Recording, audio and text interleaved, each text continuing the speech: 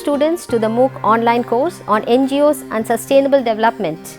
I am Dr. Suganthi, the course coordinator of this course. This course is designed to provide students with a strong and engaging understanding of NGOs and the principles of sustainable development. This is a 5-credit course offered by Anna University and it runs for 12 weeks. Throughout the course, students will be given 12 assessments to strengthen their knowledge and understanding of this course. Every week, we will have a live interactive session. The course covers important areas such as the role and functioning of NGOs, community development, social responsibility, environmental sustainability, gender equality, rural and urban development. I encourage you all to join this course.